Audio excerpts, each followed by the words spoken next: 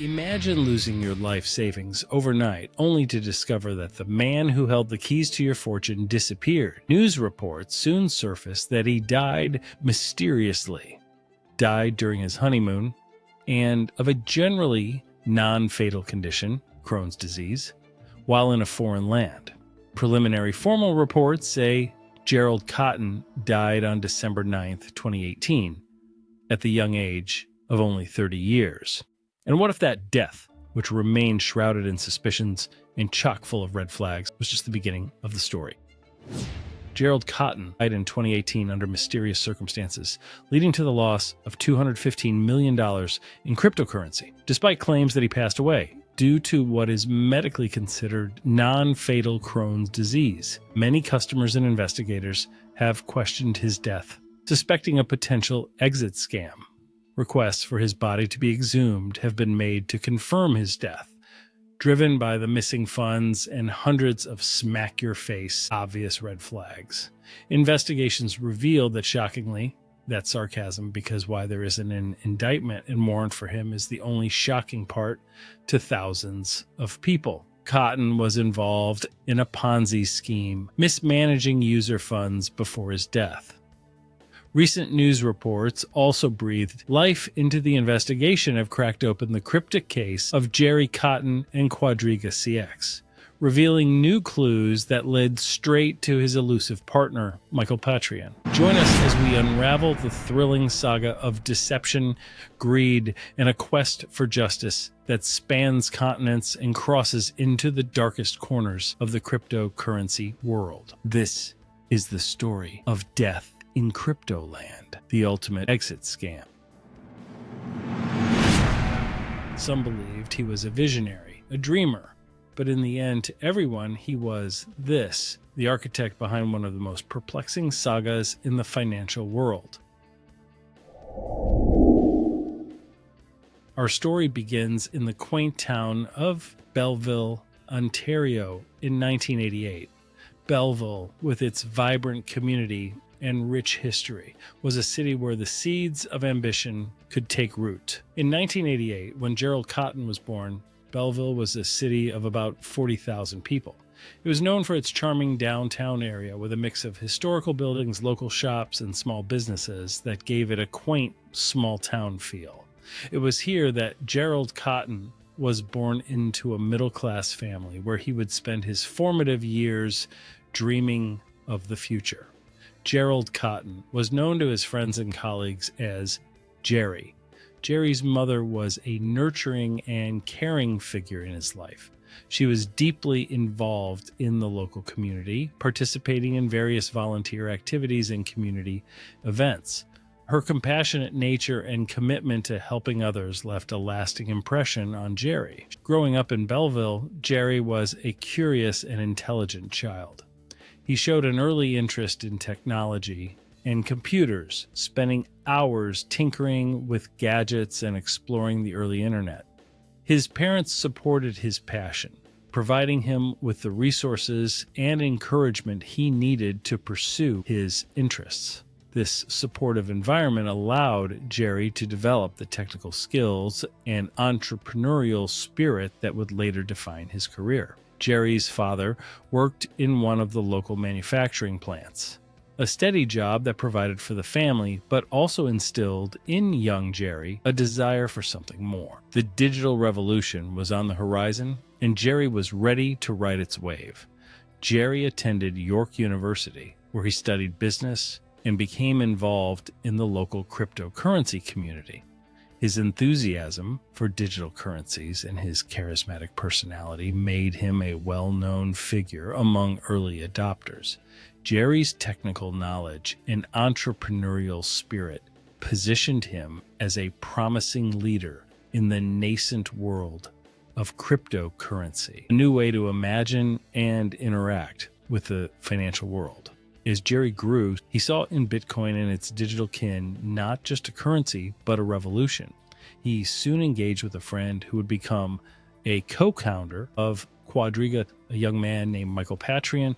The two worked with the original form of cryptocurrency called e-gold, which did not have any formal blockchain tied to it. They worked together and dove deep into the original types of cryptocurrencies.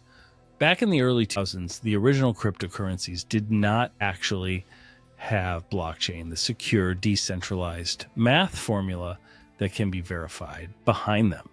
So essentially, they were playing with a digital currency which was unregulated and unverifiable, like monopoly money, online monopoly money, like a foreshadowing event, setting the tone for the future. At some point, Jerry's activities entered a gray morale and legal area and then turned straight across into the black area of illegal activities.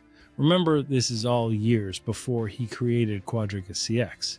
At some point in his early career, Jerry's path turned to crime, an early form of cybercrime which involved fraud and investing into these early forms of cryptocurrency. And eventually the two of them worked together on what was to become the dark web. They both found themselves working for a group called the Shadow Crew, one of the original cybercrime organizations. Both Michael and Jerry learned from the leader of Shadow Crew, Brett Johnson, all about cryptocurrency schemes taking advantage of innocent investors and, interestingly, how to create and sell fake identities and fraudulent credit cards. Brett, who you may know, was coined by the U.S. Secret Service as the original cybercrime godfather. He is a friend of our show and has served his penance and done his time. He now helps organizations spot fraud and stay safe. But what is mind-blowing is this: Gerald Cotten and Michael Patrian all started early on in their careers learning how to create Ponzi schemes, exit scams, fake identifications, fraudulent bank cards, and even, wait for it, fake death certificates. The news media reports never seem to connect these dots. We did that for you. So now let's discuss the birth of Quadriga, the largest cryptocurrency exchange in Canada. Now, let's cover the founding of QuadrigaCX. In 2013, Jerry co-founded QuadrigaCX with Michael Patrine, his fellow cryptocurrency enthusiast and former co-worker at Shadow Crew. As a young, ambitious Canadian entrepreneur with a keen interest in technology and finance, he developed an early fascination with the burgeoning field of cryptocurrencies, particularly Bitcoin, which was gaining traction as a revolutionary financial innovation. The exchange was established to capitalize on the growing demand for a reliable platform where users could buy, sell, and trade cryptocurrencies. QuadrigaCX aimed to provide a secure and user-friendly experience, attracting both novice and seasoned investors. The initial operations of QuadrigaCX were modest. In fact, the entire time Jerry operated the largest crypto exchange in Canada from his own house. Seems like a fantastic work-from-home job. Good work for many if you can get it. The exchange started with a small team and limited resources. Despite these humble beginnings, QuadrigaCX quickly gained traction due to its competitive fees, ease of use, and the booming interest in cryptocurrencies. And now let's explore the rapid growth and early success of QuadrigaCX. As Bitcoin and other cryptocurrencies skyrocketed in value, QuadrigaCX experienced exponential growth. The exchange's user base expanded rapidly, and transaction volumes soared. By 2017, QuadrigaCX had become Canada's largest cryptocurrency exchange, handling millions of dollars in transactions daily. Jerry became the public face of QuadrigaCX, frequently attending cryptocurrency conferences and giving interviews. His approachable demeanor and apparent expertise in digital currencies helped build trust with the exchange's growing number of users. QuadrigaCX was seen as a reliable platform in a market that was often plagued by uncertainty and volatility. Despite the apparent success and growth, Quadriga's internal operations were far from conventional. Jerry ran the exchange with a complete lack of formal structure. In fact, there was no real oversight for the millions of dollars investors were pouring in, and the account reports they would receive showing their investments was skyrocketing. The truth was, though, behind the scenes, Very little had actually been invested into anything real, and Jerry used their funds for personal luxuries. He would fabricate the reports. When an investor wanted to capitalize on the increased value in their Bitcoin investment, he would take the money from a new investor and pay them off. This is exactly what Ponzi scheme fraud artists do. It's textbook fraud. In fact, it's what Bernie Madoff did in the biggest investment scandal in U.S. history. There were no detailed accounting records, no internal audits, and no meaningful governance framework. This laissez-faire approach created an environment ripe for mismanagement and fraud. One of the most startling aspects of his operations was Jerry's method of handling of cash deposits. Cash deposits? Who does that? Jerry did. So check this out. To facilitate large cash transactions, Jerry arranged for associates and customers to deliver duffel bags filled with cash to his house. Wait, let's do a sidebar for a second. Several former employees and associates reported that Jerry would often receive large sums of cash in duffel bags. Duffel bags filled with cash were brought to his personal residence, his house. We found some pictures of them strewn about across his kitchen counter. These cash deliveries were typically made by trusted associates or directly by customers who had arranged to meet him in person. Once the cash was received, Jerry would manually record the deposits, often using rudimentary methods such as handwritten notes or basic spreadsheets. This lack of formal documentation and proper accounting made it nearly impossible to track the flow of funds accurately. They were also in violation of the rules created by the anti-fraud associations Jerry had claimed he abided by. But there's a catch here. Crypto is essentially unregulated, even still today, and one simply does not know and cannot enforce true compliance like we have with regulated banking institutions. That gray area is where Jerry took advantage of people. And man, did he ever take advantage of them. This practice bypassed traditional banking channels and raised significant red flags regarding the company's adherence to anti-money laundering regulations. So when running a fraudulent business in the banking sector, and not just any fraudulent business, but one that was, in fact, the biggest exchange in the entire country, a con artist needs to make it, well, appear legitimate. So what did Jerry do? He attempted to hide his fraud behind a well-designed formalization and alignment with anti-fraud associations. For that move, he gets 5 stars. Recognizing the growing scrutiny from regulators and the potential risks associated with their informal practices, Jerry made some efforts to align Quadriga with industry standards. In 2017, Quadriga joined several anti-fraud associations and attempted to implement basic AML and Know Your Customer procedures. These measures were designed to ensure compliance with financial regulations and to mitigate the risk of illegal activities such as money laundering. Quadriga's alignment with anti-fraud associations was, however, more of a cosmetic change than a substantive overhaul. While the exchange adopted some of the recommended practices, the implementation was often superficial and inconsistent.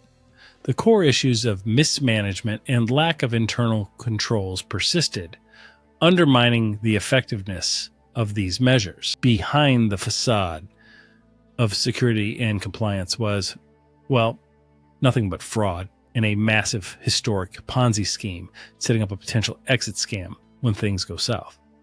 To the outside world, Quadriga appeared to be taking steps to improve its security and regulatory compliance. The exchange's website prominently featured its membership in anti-fraud associations and its commitment to protecting user funds. Jerry often spoke about these initiatives in public forums, presenting an image of a responsible and forward-thinking leader. Internally, however, the situation remained dire. The attempts at formalization did little to address the underlying problems. The cash drop-offs continued, and the company's financial records were still incomplete and unreliable. The misalignment between public perception and internal reality created a precarious situation that would eventually lead to disaster.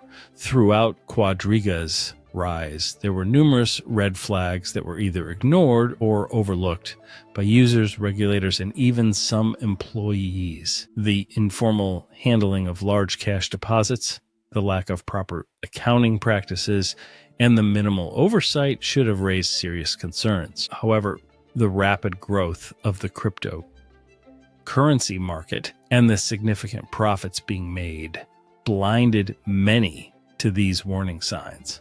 Jerry's charismatic leadership and the trust he had built with the user community also played a role in downplaying these red flags. Users were willing to overlook the irregularities because of their confidence in Jerry and their belief in the potential of cryptocurrencies. This trust, however, was misplaced, as the true state of Quadriga's operations was far more precarious than anyone realized. As Quadriga grew, so did Jerry's appetite for luxury. He bought planes, properties, and expensive jewelry. All the while, he used customer deposits to fuel his lifestyle, turning Quadriga into a massive Ponzi scheme. Quadriga's user base exploded as Bitcoin and other cryptocurrencies surged in value. In the frenzy of 2017, Bitcoin's price soared to nearly $20,000 per single Bitcoin, and Jerry was hailed as a visionary. A visionary. He was no visionary. Behind the facade, he was nothing more than a cyber criminal and fraud. He was often seen in media interviews, confidently predicting a new era of decentralized finance. His life seemed perfect, a luxurious lifestyle, a loving wife, and a successful business. But the good times were fleeting. Beneath the surface of success, Jerry wanted more. He craved absolute control over his empire to expand his wealth beyond imagination. So let's pause for a second. That was a lot of information. Given what you now know, what are your thoughts? We want to know. Again, text us direct in the studio and let us know what you think. Let us know what you think by texting us direct at 904-867-4466. We want to hear what you believe happened in this outrageous story. Small talk sucks. So let's jump back in. At this crucial time frame, Jerry made a pivotal decision to centralize control. He decided to lock all customer funds into cold wallets. Cold wallets allow him to hold the keys to millions. But this move was not just about control, it was about power. The transitions to cold wallets. In a bid to enhance security, Gerald Cotten decided to manage all of Quadriga's cryptocurrency holdings in cold wallets. So what are cold wallets? Cold wallets are offline storage mechanisms considered safer from hacking attempts. This decision was marketed as a commitment to safeguarding user assets, which further bolstered customer trust. However, this move also meant that Jerry had exclusive control over these wallets, creating a significant single point of failure. It meant that he alone, nobody else, has the private keys. The cold wallets were supposed to contain the majority of the exchange's reserves, providing a buffer against market volatility and ensuring liquidity for user withdrawals. In practice, however, the funds in these wallets were frequently moved to other exchanges and used for purposes other than intended, undermining the very security they were meant to provide. This centralization of power created bottlenecks. Whenever there was a need to access the cold wallets, only Jerry could authorize and execute the transactions. This dependency on one individual began to strain the company's operational efficiency. Delays in processing withdrawals became more common, and customers started to complain about slow response times and unexplained delays. Jerry soon descended into a deep hole of secrecy.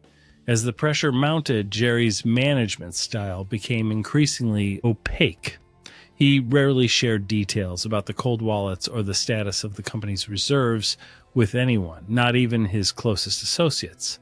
The cold wallets were kept off the official books, and only Jerry knew the precise amounts held within them. This secrecy was partly a defensive measure to protect the funds, but it also stemmed from Jerry's growing paranoia about the security of the exchange. Behind the scenes, Jerry was engaging in risky trading practices. He used the funds stored in the cold wallets to speculate on various cryptocurrencies, attempting to capitalize on market fluctuations to increase Quadriga's reserves. These trades were high-stakes gambles, and while some were successful, many resulted in substantial losses. To the outside world, Quadriga appeared stable and secure. Jerry's public persona remained charismatic and reassuring, and the company continued to attract new users. However, internally, the financial discrepancies began to grow.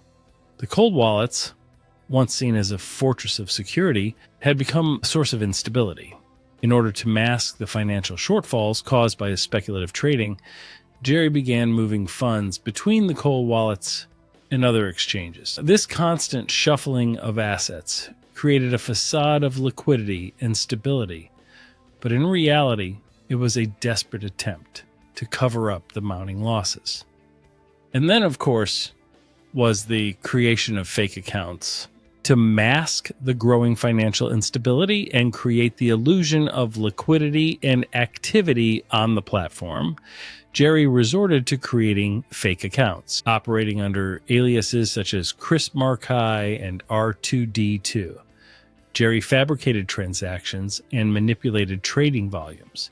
These fictitious accounts were used to simulate active trading, misleading investors about the exchange's actual performance and liquidity. These fake accounts were instrumental in maintaining the facade of a thriving exchange. He did just what Bernie Madoff had done, made it appear people were making money when in fact it was all fictional. By manipulating the internal database, Jerry could show higher transaction volumes and artificial profits, which reassured investors and attracted new users. The fabricated trades also concealed the significant deficits in Quadriga's reserves, delaying the inevitable collapse. As the exchange's user base grew, so did the volume of deposits. Initially, Quadriga appeared profitable, bolstered by the cryptocurrency market's rapid appreciation. However, as Jerry continued to misappropriate funds and engage in speculative trading, the financial gap widened. To cover these losses, he began operating Quadriga as a Ponzi scheme. New user deposits were used to fulfill withdrawal requests from existing users, creating a cycle that relied on a constant influx of new funds. This strategy worked for a while, especially during the cryptocurrency boom of late 2017 and early 2018, when investor enthusiasm was high and new money flowed in rapidly. However, the sustainability of this model depended entirely on the continuous growth of the user base and the market. For a while it worked. Jerry's charm and the booming crypto market kept the illusion alive. Investors believed in the dream he sold, unaware that it was built on lies. By the end of 2017, Quadriga had grown into the largest cryptocurrency exchange in Canada. The largest cryptocurrency exchange in Canada at its height, it had over 350,000 users and handled more than $1 billion in transactions. Gerald Cotten, affectionately known as Jerry, was the public face of the company. He was seen as a pioneer and a trusted figure in the burgeoning world of cryptocurrencies. To maintain the illusion of profitability and security, Jerry created fake accounts and conducted fraudulent trades. He manipulated the exchange's data to show successful transactions and high liquidity, further convincing investors of the exchange's robustness. The Ontario Securities Commission later revealed that Jerry had created several fake identities to execute these trades, making the financial situation appear far more stable than it was. So, the man who is believed to have created a fake identity as an exit scheme had in fact created numerous fake identities while operating the Ponzi scheme. And as we will soon learn, he learned how to do this long ago when he was younger, working for a dark web cybercrime gang called the Shadow Crew, alongside the one and only Michael Patrin. We will get into that in just a second. And then it all came to a screeching halt, an implosion in cryptocurrency. The walls began to crumble. In early 2018, the cryptocurrency market began to decline. The value of Bitcoin and other major cryptocurrencies fell sharply, leading to a decrease in new investments. This decline put pressure on Quadriga and on Jerry, as the inflow of funds needed to sustain the Ponzi scheme dried up. As a result, the exchange began to experience liquidity issues. Customers started reporting delays in withdrawing their funds. Initially, these delays were attributed to technical issues or banking problems, explanations that were accepted due to the general lack of understanding of cryptocurrency systems among the public. However, as the delays continued, suspicion began to grow. Several customers took to social media and online forums to express their concerns. They shared their experiences and started to piece together inconsistencies in the exchange's operations. Investigative journalists and industry experts also began to scrutinize Quadriga more closely, raising questions about its solvency and the true state of its finances. By early 2018, the cryptocurrency market crashed. It really crashed. Boom. It was in a free fall. The 2018 cryptocurrency crash, also known as the Bitcoin crash and the Great Crypto Crash, was the sell-off of most cryptocurrencies starting in January 2018. After the previous boom, the price of Bitcoin fell by about 65% from the 6th of January to the 6th of February 2018. It fell by 65%. Bitcoin was wiping out fortunes overnight. Quadriga, which had thrived on the bull market, suddenly faced massive financial strain. Users, panicked by the crashing market, rushed to withdraw their funds. Quadriga, unable to meet the overwhelming demand, froze withdrawals. Behind the scenes, Jerry was grappling with a dire situation. The company's reserves were dwindling, and his once unshakable confidence began to crack. Jerry found himself in a deep financial hole. Desperate to keep Quadriga afloat, he resorted to risky and deceitful tactics. He began moving user funds between accounts to cover withdrawals, effectively running a Ponzi scheme. The pressure mounted as the financial situation grew increasingly untenable. Jerry, who had once been the golden boy of cryptocurrency, was now entangled in a web of lies and mounting debt. As the suspicions grew, regulatory bodies started to take notice. The OC launched an investigation into Quadriga's operations. Their initial findings indicated significant irregularities in the handling of customer funds and the overall management of the exchange. These findings further fueled the growing distrust among investors.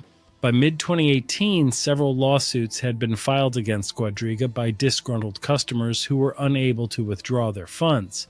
These legal challenges, combined with the ongoing regulatory scrutiny and social media outpouring of customer complaints, put immense pressure on Jerry and his team.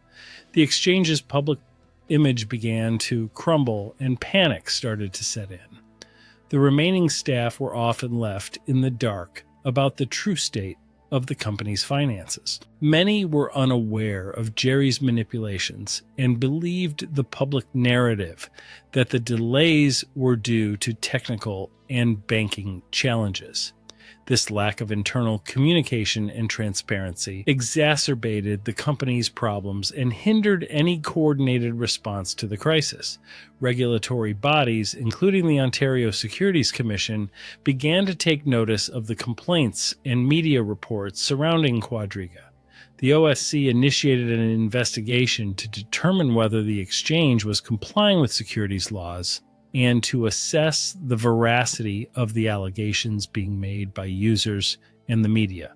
The initial findings from the OSC's investigation were concerning. They highlighted significant irregularities in Quadriga's financial practices and raised questions about the company's solvency. The investigation found that Quadriga lacked proper records, had no clear governance structure, and appeared to be operating in a manner inconsistent with a legitimate financial institution. The mounting pressures were serious, and they were dire, intense. So what did Jerry do? He ran. Many believe he chose to disappear. And as we will show you, he knew exactly how to disappear. In December 2018, Jerry and his wife, Jennifer Robertson, traveled to India. Officially, the trip was a honeymoon combined with a charitable mission to open an orphanage. Now, don't get too excited or impressed, as orphanages can be bought in this part of India for only about $20,000 at the time. Many believe that they know that the trip was also an escape, a desperate bid to find a solution to his mounting problems. Upon arriving in Jaipur, Jerry checked into a luxury hotel. Just days into their stay, Jerry allegedly fell ill. He had Crohn's disease, a generally non-fatal disease. As the story goes, Gerald Cotten died shortly thereafter, with many, many red flags. Red flags, flags like a death from a nearly impossible condition to die from, all at a suspicious time. Shortly after changing his will and having private keys to all the funds, owing hundreds of millions, all in a foreign country thousands of miles away from law enforcement and regulators. It's important to realize this. Studies show that people with Crohn's disease usually have the same life expectancy as people without Crohn's disease. It is important to remember that most people who have Crohn's disease lead full, happy, and productive lives. In fact, there are numerous reports that Jerry had lived years of remission with no symptoms of any kind. Initially, it seemed like a minor ailment, but his condition is claimed to have rapidly deteriorated. December 9th, 2018, he was admitted to a private hospital in Jaipur, India. There it is claimed that he passed away. The body was not examined by any independent medical provider besides the one who signed the death certificate. And the death certificate? Oh yeah, that worthless piece of paper didn't even spell Gerald Cotten's name correctly. What is more astounding is that absolutely no news or media reports were run in India back then, and nothing was originally reported about the death. And that is very, very odd and not what they do in India. He just donated money to build an orphanage. Not only was he a millionaire foreigner, but he just built an orphanage. Can you imagine the publicity? The only thing that explains the lack of coverage is if the certificate was issued by the hospital back office without the body actually getting there and without many people knowing, which lends itself to the theory that there are insiders there willing to issue one for the right price. The area in India where this occurred, it's so easy and cheap to get a fake death certificate that for years now, the India media has been writing about it. In fact, even in past year or so, NDTV reported in India, hundreds and hundreds of people were getting fake death certificates to commit fraud. What's also odd is this. Remember that orphanage he was there to claim? Well, that was actually nowhere near where Jerry's hotel and hospital was location.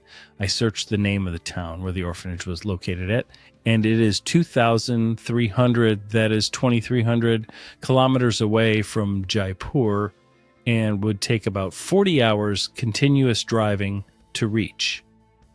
In India, news of death for a foreign millionaire would be a major story.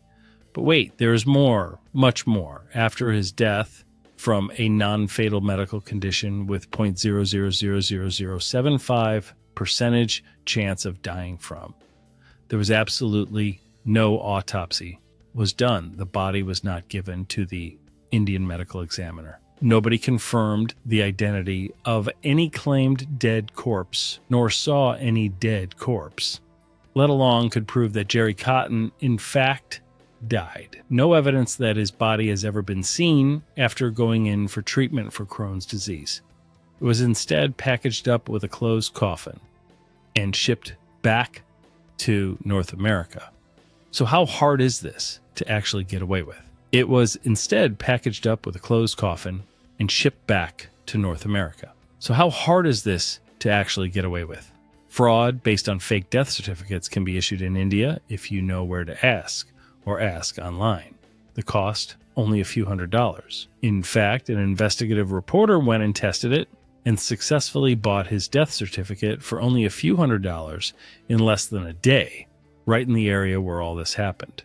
For a few $100s in India and fairly easy to find, for fraudulent reasons like life insurance fraud, health insurance fraud, and even to hide a several $100 million Ponzi scheme. Here's another red flag. Yet another story of how the death certificate fraud happens. India News reports that a lady named Amina Parbin was alone sweeping the floor of her parents' home when a man arrived on a January day with a file in his hands. He introduced himself as a life insurance investigator and began pulling out papers, a payout claim, a passport photo, a death certificate, her death certificate. Let me repeat. He showed her a death certificate for her Amina Parbin. He asked her, "Did you know Amina?" "I am Amina," she responded, "and I am, in fact, alive," she said. It took, seemingly, Amina Parbin's entire family, with her brothers and uncles rushing over from their farms and shops to prove to the investigator that she was the victim of some kind of fraud. They eventually persuaded him to turn over the paperwork he'd brought. And that's how Parbin learned that a claim had been filed for an insurance policy on her life, one she never even knew existed. The claimant, her estranged husband. If you think this is far-fetched, you would be completely wrong. Death fraud crimes in India encompass a wide range of deceptive activities, often involving insurance claims, property disputes, and cybercrimes in India. One of the most common types of death fraud involves individuals faking their own deaths or the deaths of family members to claim life insurance benefits or to evade prosecution. So let's pause for a second. That was a lot of information. Given what you now know, what are your thoughts? We want to know. Again, text us direct in the studio and let us know what you think. Let us know what you think by texting us direct at 904-867-4466. We want to hear what you believe happened in this outrageous story. Small talk sucks. So let's jump back in.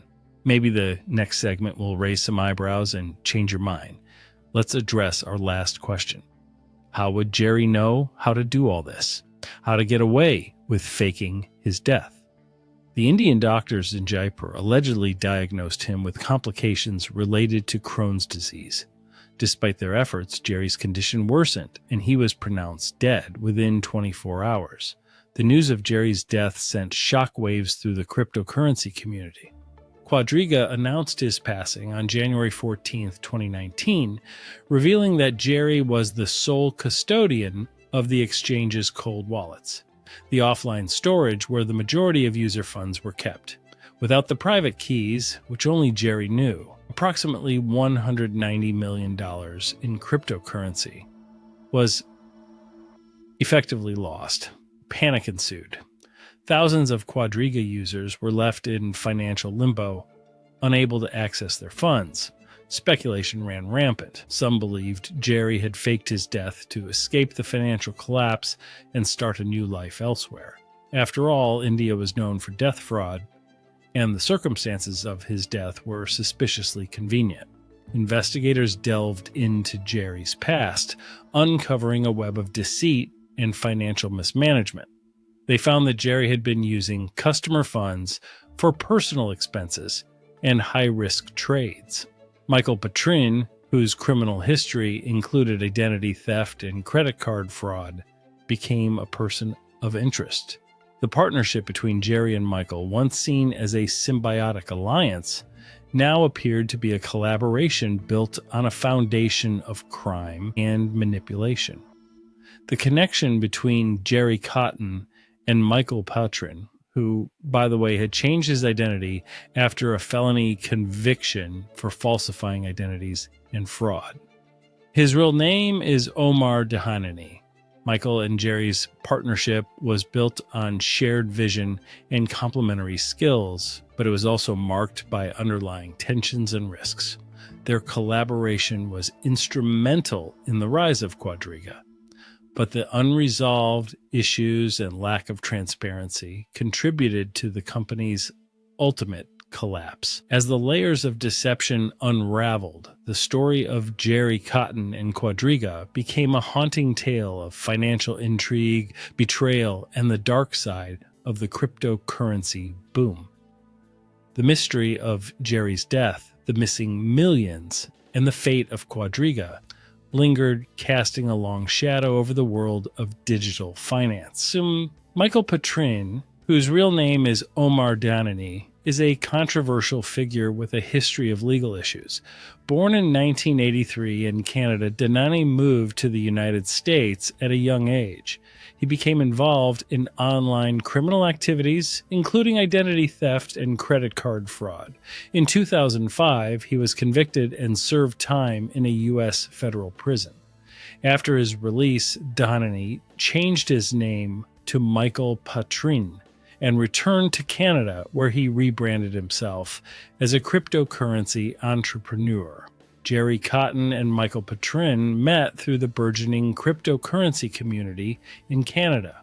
Both were early adopters of Bitcoin and shared a vision of capitalizing on the growing interest in digital currencies. Their complementary skills and mutual enthusiasm for cryptocurrencies made them natural partners. Shadow Crew, a notorious online marketplace for illegal activities, traded in stolen credit card numbers, bank account information, and fake identities. It was ultimately taken down by the United States Secret Service in 2004. Members of Shadow Crew, including Omar Danani, who later became known as Michael Patrin, were heavily involved in these operations. Danani, a key player in Shadow Crew, worked alongside Cotten in various capacities, dealing with digital currencies and laundering money. This collaboration laid the foundation for their future partnership in establishing Quadriga, Canada's largest cryptocurrency exchange. Today, Canadian authorities are attempting to tighten the noose around the spending and keeping of hard-earned funds that investors lost through the actions of these criminals. The Royal Canadian Mounted Police seized the assets from a Canadian Imperial Bank of Commerce safety deposit box in Vancouver in June 2021, after the trading platform's collapse. A civil forfeiture claim was also filed by British Columbia in the province's Supreme Court.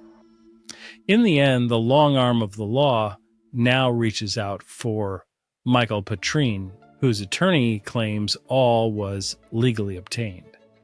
That at the end of the day, ultimately up to the Canadian court system to determine. But our questions to you is this: do you believe Gerald Cotten died? We know this was all a lot of information. That was a lot of information. Given what you now know, what are your thoughts? We want to know. Again, text us direct in the studio and let us know what you think.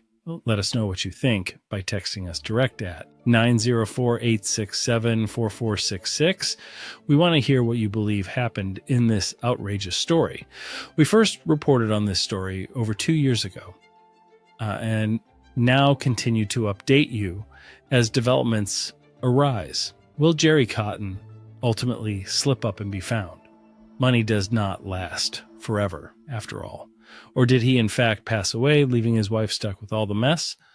Or was it something else? If he died, was he poisoned? And some are asking. The truth is out there, and we want to know what you think. Thank you for listening. This will not be the last report on this story, but for now, we wrap up this segment of Death in Cryptoland, the ultimate exit scam. Well, that wraps this up. Thank you for joining us. We hope you enjoyed our episode. The next one is coming right up. We appreciate you making this an award-winning podcast and downloading on Apple and Spotify and subscribing to our YouTube channel. This is Cybercrime Junkies, and we thank you for watching.